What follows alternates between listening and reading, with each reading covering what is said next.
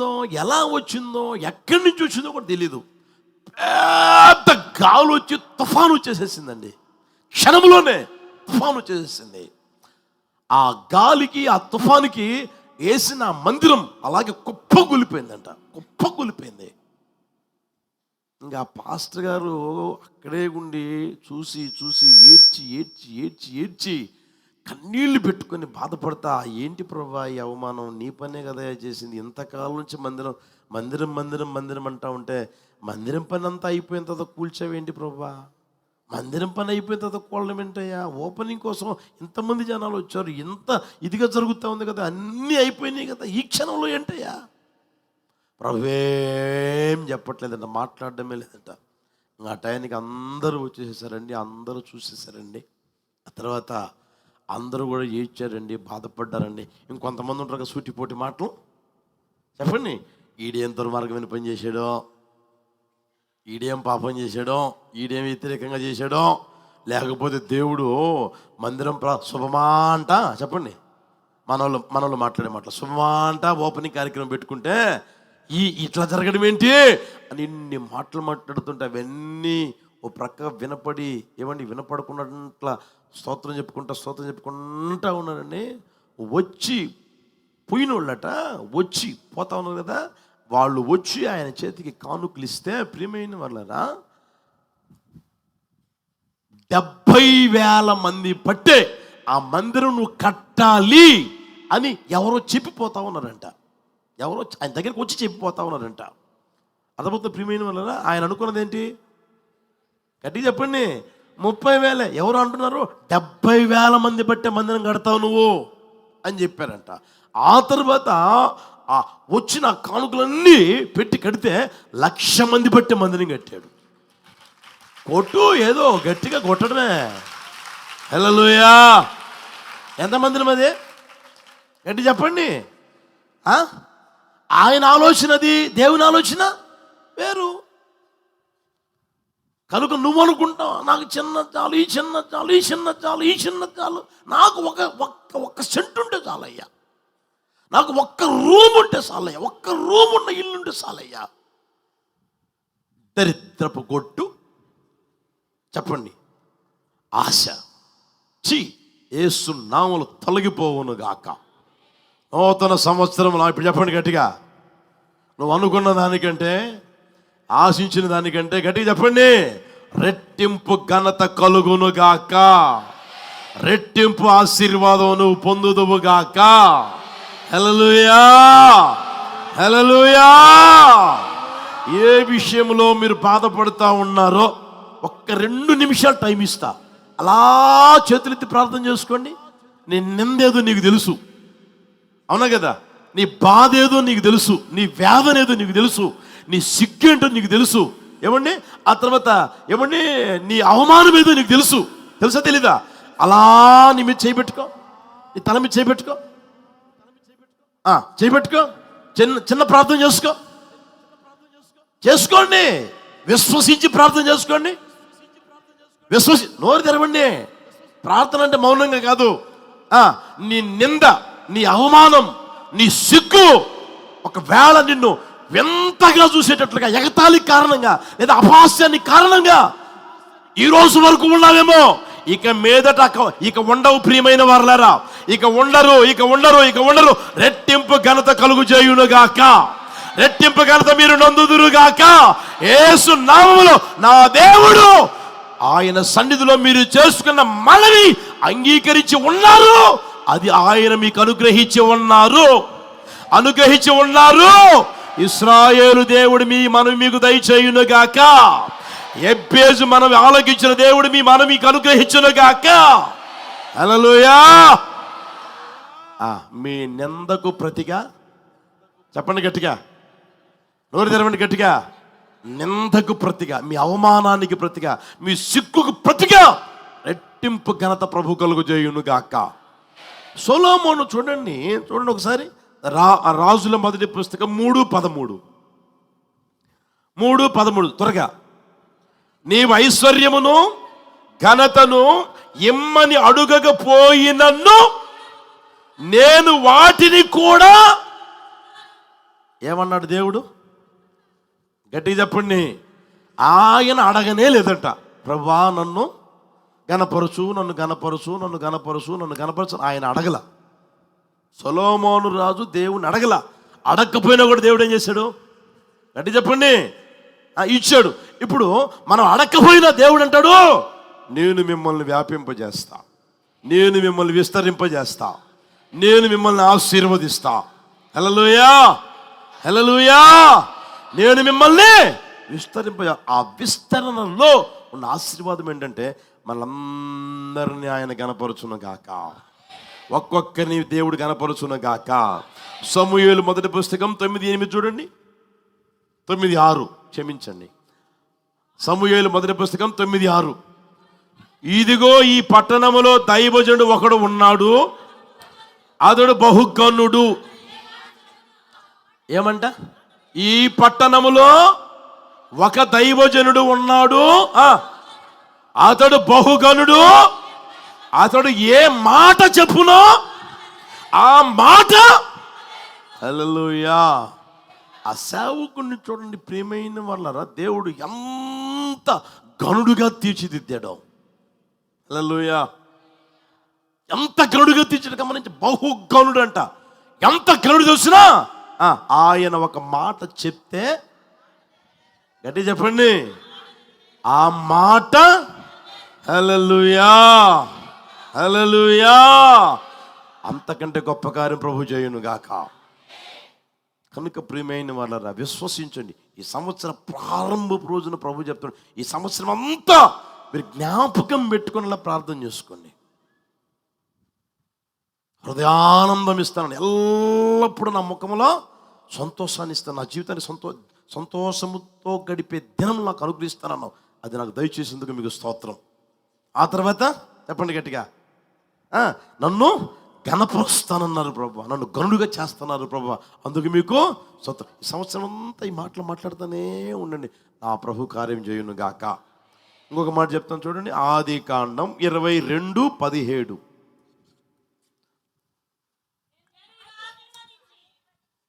అందరూ చదవండి. చాలదు, నాకు చాలదు,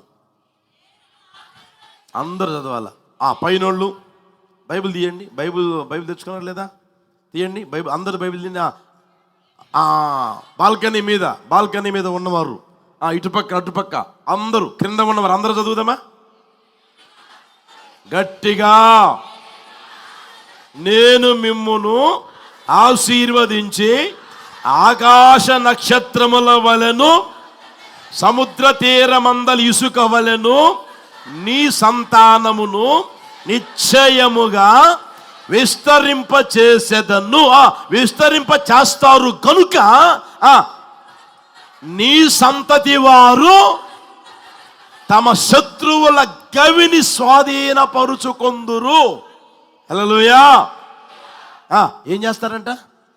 ఎంత గొప్ప ఆశీర్వాదం గమనించండి. మన శత్రువుల గవిని మనం ఏం చేస్తామంట? మనం స్వాధీనపరుచుకునేటట్లుగా ఆయన మనల్ని విస్తరింపజేయునుగాక. హల్లెలూయా.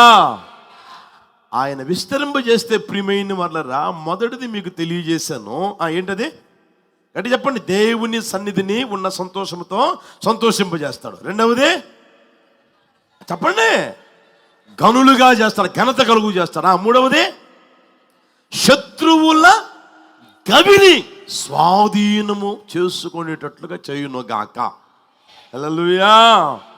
ఒకవేళ నీది శత్రువు స్వాధీనం అయిపోయిందేమో నాకు తెలీదు, అర్థమవుతుందా? నీది శత్రువు స్వాధీనం చేసుకున్నారు, ఇప్పుడు నాది అంటున్నారేమో. అలాంటిది కూడా నా దేవుడు నీ స్వాధీనంలోనికి తీసుకొని వచ్చునుగాక. హల్లెలూయా. శత్రువుల గవిని అనేది ఉంటుంది, అది నా దేవుడు మన స్వాధీనము చేయునుగాక. హల్లెలూయా. మీరు బైబిల్లో చూస్తే ఇస్సాకుకి రెబ్కాకి పెళ్లి కాల సంబంధం చూసి అమ్మాయిని తీసుకురావడానికి పంపించాడు. ఆయన చూసుకున్నాడండి. ఇక బయలుదేరి వచ్చేటప్పుడు వాళ్ళ అన్నమాట గమనించండి. 24:60 చూడండి. ఆదికాండం 24:60 చూడండి. వారు రిబ్కాతో, మా సహోదరి, నీవు వేల వేలకు తల్లి అవుదువుగాక, నీ సంతతి వారు తమ పగవారి గవినిని స్వాధీనపరుచుకొందురుగాక అని అని ఎవరు? ఆ ఇంట్లో వాళ్ళు ఆ అమ్మాయిని పంపించేటప్పుడు, ఇప్పుడు ఈ ఆ పెళ్ళి అయిన తర్వాత శత్రువులు ఎవరన్నా ఉన్నారు, పగవారు ఎవరైనా ఉన్నారు అంటే ఓకే. ఈమె ఇంటికి పోలేదు కదా, ఇంకా పెళ్ళి కూడా కాలేదు కదా, ఆ ఇంట్లో అడుగు పెట్టలేదు కదా, ఈమెకి ఎవరు ఉంటారు? పగళ్ళు ఉంటారా? నోరు తెరవండి, ఉంటారా? అయినా వాళ్ళు ఏమని దీవించి పంపిస్తున్నారు చూడండి, నీ పగవారి గవినిని స్వాధీనపరుచుకొందువు. హల్లెలూయా. కనుక ప్రియమైన వాళ్ళరా, మరి మీకు ముందే చెప్పా, ఈ వాగ్దానం ఎవరి కోసం చెప్పారో, ఎందుకోసం చెప్పారో తెలియదు. నిశ్చయముగా ఈ ఆశీర్వాదాలు అయితే మనం స్వతంత్రించుకోబోతా ఉన్నాం. హల్లెలూయా. ఆ మాట చూడండి ప్రియమైన వాళ్ళరా, నీ శత్రువుల గవిని నువ్వు స్వాధీనం చేసుకుంటావు, అంతే. నీ శత్రువులది ఆ గవిని స్వాధీనం చేసుకుంటావు, వారిది నువ్వు స్వాధీనం చేసుకుంటావు. మీరు ఇశ్రాయేలు ప్రజల జీవితం మనం గమనించగలిగితే, వాళ్ళు బయలుదేరి వెళుతున్న ఆ మార్గంలో ప్రియమైన వాళ్ళరా, ఇక వేగు చూసి రమ్మని పంపించాడు మోషే. వేగు చూసి రమ్మని పంపించాడు. ఇక కొద్ది రోజుల్లో పాలు తేనె ప్రవహించే ఆ కనాను దేశం స్వాధీనం చేసుకోబోతుంది. వీళ్ళది కాదు, అది అర్థమవుతుంది, వీళ్ళది కాదు. అక్కడ ఉన్నది ఎవరు? కనానీయులు, హివ్వీయులు, పెరిజీలు, ఏమండి ఆ 7 జాతులు వారు అక్కడ ఉన్నారు, అది వారిది.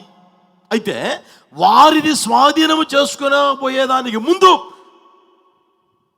ఈ మోషే పంపించాడు అక్కడికి. పంపించినప్పుడు వాళ్ళు అంటారు, అది మన వల్ల కాదు, మన శక్తి చాలదు, మనమేమో వాళ్ళ దృష్టికి మిడతల్లాగా ఉన్నాం, మన వల్ల కాదు, మనం స్వాధీనం చేసుకోలేం అంటే, అక్కడున్న కాలేబు ఒక మాట అంటాడు చూడండి, 30 వచనం చూడండి, సంఖ్యాకాండం 13వ అధ్యాయం 30 వచనం. కాలేబు మోషే ఎదుట జనులను నిమ్మలపరిచి, మనము నిశ్చయముగా వెళ్ళుదుము, దాని స్వాధీనపరుచుకొందుము, దాని జయించుటకు మన శక్తి చాలును, మన శక్తి చాలును, మన శక్తి చాలును. హల్లెలూయా. ఒకవేళ నా శక్తి చాలదు అని అంటే, మన దేవుడు ఇప్పుడు ఏం చెప్పాడు చెప్పండి? నేను మిమ్మల్ని ఏం చేస్తాను? విస్తరింపజేస్తాను. విస్తరింపజేసే దానిలో ఆశీర్వాదం ఏంటి? శత్రువుల గవిని నీవు స్వాధీనపరుచుకొందువు అన్నాడు ఆయన. నీవు స్వాధీనపరుచుకోలేకపోయినా నా దేవుడు నీకు స్వాధీనపరుచునుగాక. హల్లెలూయా. ఆ మాట కూడా చూస్తారా? చూడండి కావాలంటే నిర్గమాకాండం 23:30 గమనించండి. నిర్గమాకాండం 23:30.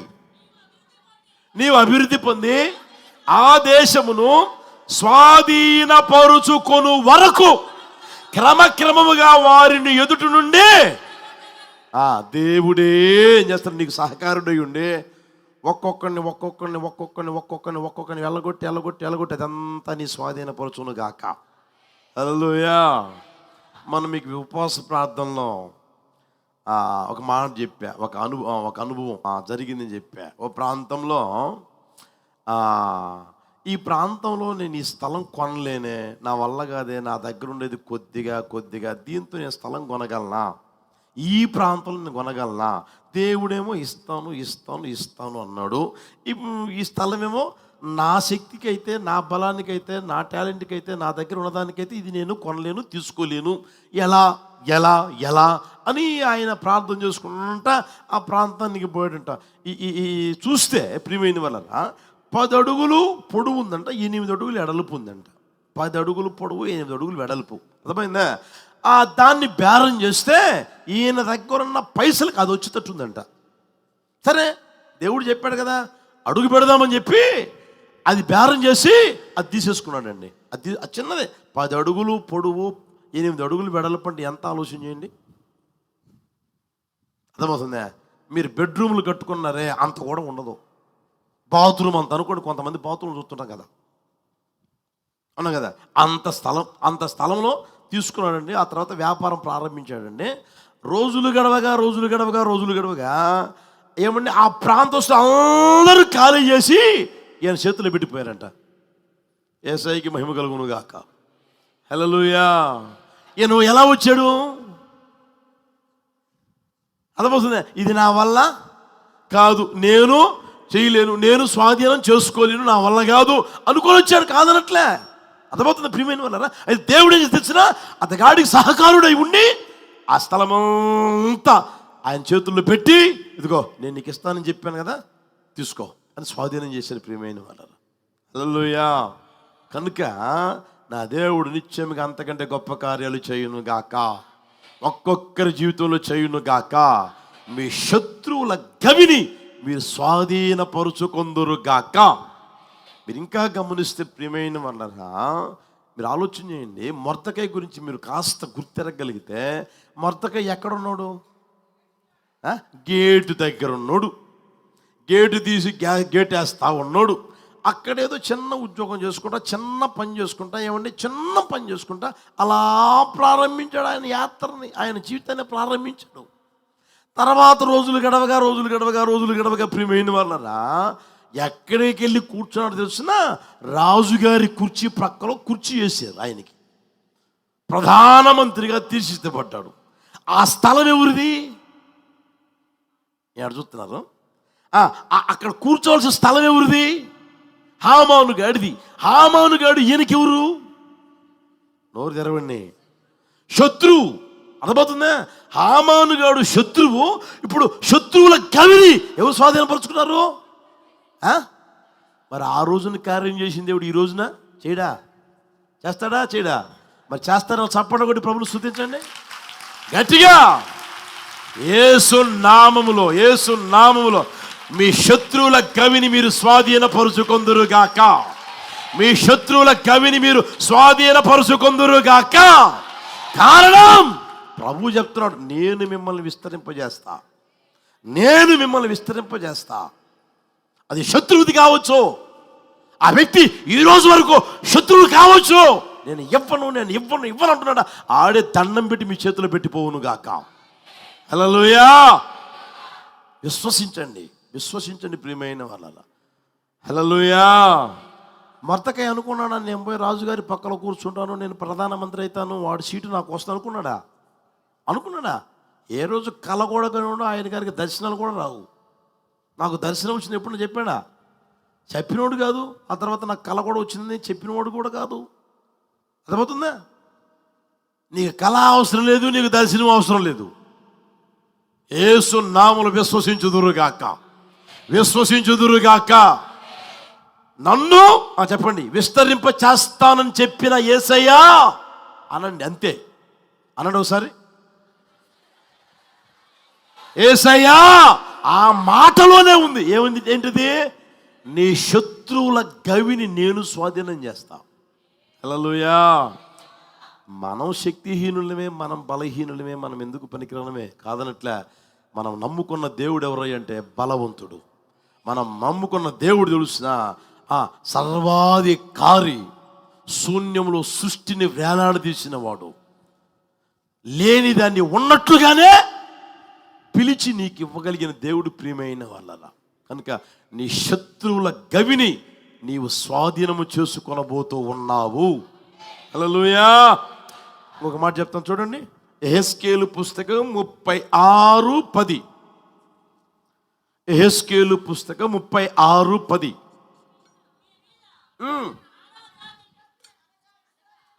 నీ మీద మానవ జాతిని అనగా ఇశ్రాయేలీయులందరినీ విస్తరింపచేసేదను.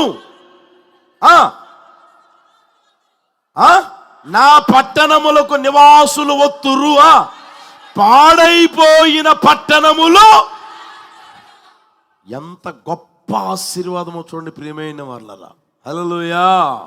నేను మిమ్మల్ని విస్తరింపచేస్తా అంటులో దాగి ఉన్న ఒక గొప్ప ఆశీర్వాదం ఏంటంటే చెప్పండి, పాడైపోయిన పట్టణములు మరలా కట్టబడును గాక. పాడైపోయిన జీవితాలు కట్టబడును గాక. పాడైపోయిన కుటుంబాలు కట్టబడును గాక. పాడైపోయిన సంఘాలు కట్టబడును గాక. పాడైపోయిన ప్రాంతం యేసు నామములో కట్టబడును గాక, కట్టబడును గాక. పడిపోయిన దావీదు గుడారమును తిరిగి కట్టిన నా యేసు పాడైపోయిన జీవితాల్ని, కుటుంబాలని యేసు నామములో కట్టబడును గాక, యేసు నామములో కట్టును గాక. హల్లెలూయా. మరి ఒకసారి గుర్తిరగండి ప్రియమైన వాళ్ళ, పాడైపోయిన జీవితాలు, కుటుంబాలది ఆత్మ సంబంధంగానా శరీర సంబంధంగానా పాడైపోయిన ప్రతి ఒక్కరిని నా యేసయ్య ఈ సంవత్సరం తిరిగి లేవనెత్తి కట్టునుగాక, కట్టునుగాక. మీరు మొదటి అధ్యాయం మొదటి వచనం చూస్తారా? ఆదికాండం మొదటి అధ్యాయం మొదటి వచనం చూడండి. చెప్పండి, గట్టిగా చెప్పండి. ఆదియందు దేవుడు భూమి ఆకాశములను సృజించెను. భూమి నిరాకారముగాను శూన్యముగాను ఉండెను. చీకటి అగాధ జలముల పైన కమ్మి ఉండెను. దేవుని ఆత్మ జలముల పైన ఎలా ఉందంట భూమి? గట్టిగా చెప్పండి. అంటే ఆకారం అనేది లేదు, ఆకారం అనేది లేదు. నీ జీవితానికి ఆకారం అనేది లేదు. నీ జీవితానికి గురి లేదు, గమ్యము లేదు.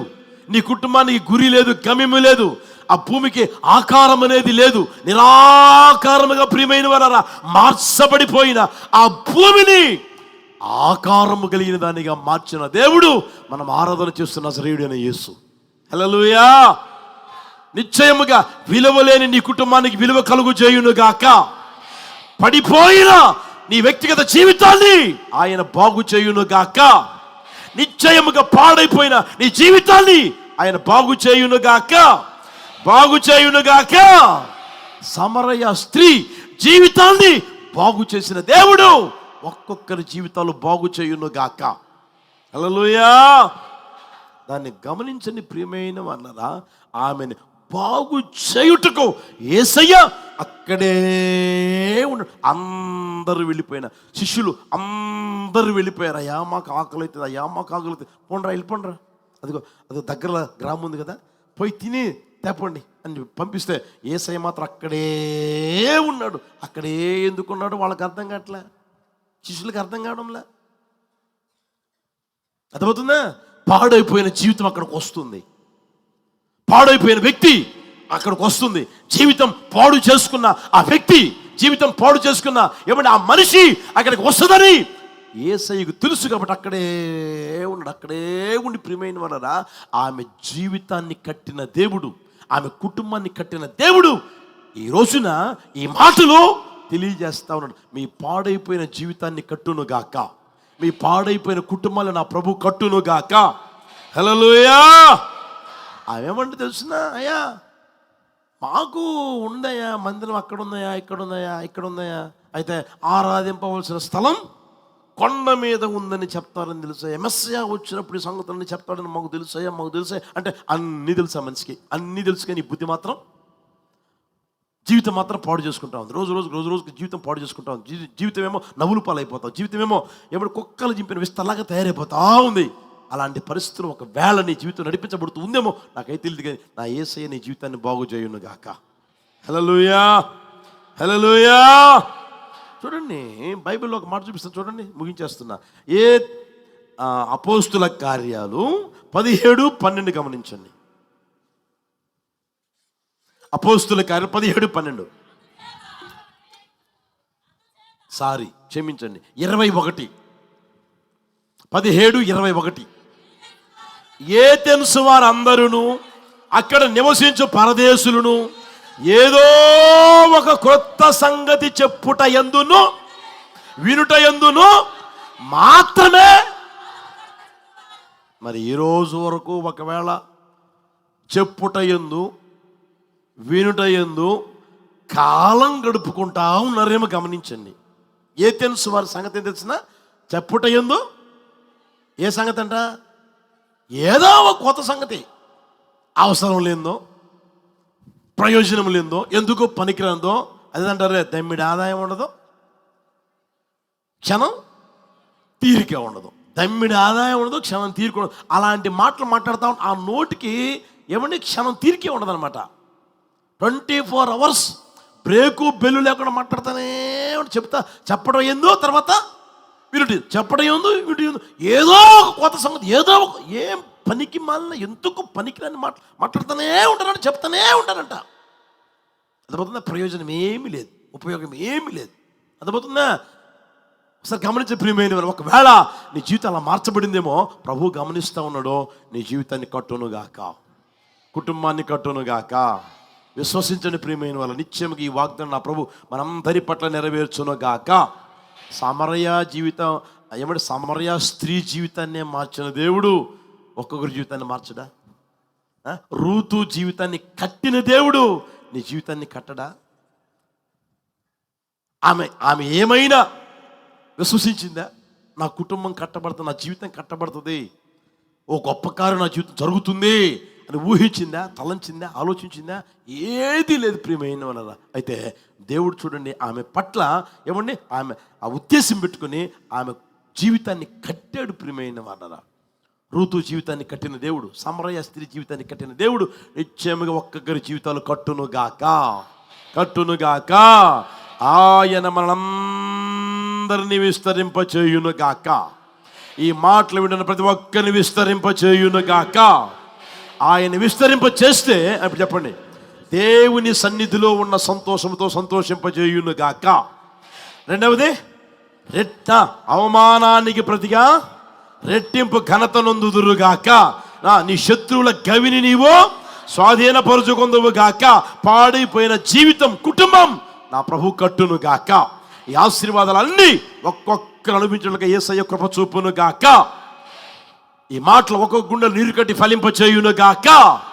అలా అందరం లేచి నిలబడి, ప్రభా మీరిచ్చిన వాగ్దానం కొరకు స్తోత్రమయ్యా, ప్రభా మీరిచ్చిన వాగ్దాన సందేశం కొరకు స్తోత్రమయ్యా, ఇదిగో ఈ మాటలన్నీ నా పట్ల నెరవేర్చండి, ఈ వాగ్దానాలన్నీ, ఈ వాగ్దానంలో ఉన్న ఆశీర్వాదాలన్నీ నా పట్ల నెరవేర్చండి అయ్యా అని హృదయపూర్వకంగా నువ్వు విశ్వసిస్తూ ప్రార్థన చేసుకోగలిగితే నిశ్చయముగా నా యేసయ్య గొప్ప కార్యం చేస్తాడు ప్రియమైన వాళ్ళరా. అలా చేతులు ఎత్తగలరా? చిన్న చిన్న ప్రార్థన చేసుకుందాం, చిన్న ప్రార్థన చేసుకుందాం. ప్రైజ్ హల్లెలూయా, హల్లెలూయా.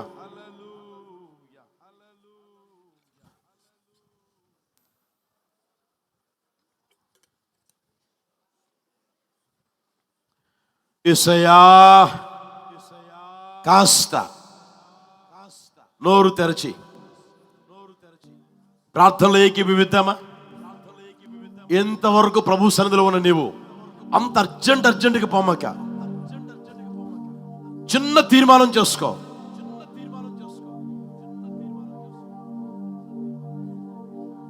హల్లెలూయా, హల్లెలూయా, హల్లెలూయా, హల్లెలూయా.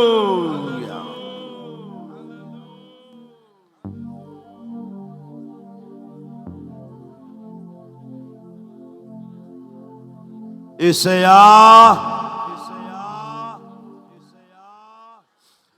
ప్రార్థన చేసుకుందాం, చిన్న ప్రార్థన చేద్దాం, అందరం ప్రార్థన చేసుకుందాం. అలా చేతులు ఎత్తండి. ఈ కొత్త సంవత్సరం రోజున చిన్న తీర్మానంతో ప్రార్థన చేసుకోగలవా? వాగ్దానాన్ని వల్లించగలవా? వాగ్దానాన్ని విశ్వసిస్తూ నీ నోటితో అనగలవా? ప్రభువా నీవు నన్ను విస్తరింపజేస్తానన్నావు, మరలానండి, మరలానండి. నేను విశ్వసిస్తున్నాను ప్రభువా, విశ్వసిస్తున్నాను ప్రభువా, విశ్వసిస్తున్నాను. యేసయ్యా నన్ను మీరు నన్ను మీరు విస్తరింపజేస్తూ ఉన్నారు. ఇదిగో నేను విశ్వసిస్తూ ఉన్నాను, విశ్వసిస్తూ ఉన్నాను, విశ్వసిస్తూ ఉన్నాను. విశ్వసించు వాని కడుపులో నుంచి జీవ జల నదులు పొర్లి ప్రవహించునుగాక. విశ్వసించు వాని కడుపులో నుంచి జీవ జల నదులు పొర్లి ప్రవహించునుగాక, పొర్లి ప్రవహించునుగాక. చప్పట్లు కొడుతూ, చప్పట్లు కొడుతూ, చప్పట్లు కొడుతూ, చప్పట్లు కొడుతూ. ఓ గాడ్ లిబాబాలామానా షబాకార లిబాబానా దృశ్యమంద్రుబాగ లిబాబానామా లబాలామానా షబాకార లిబాబానా దృశ్యమంద్రుబాగ లిబాబానామా. ఓ లబాబాకార లబాబానా షిబాకార లిబాబానామా.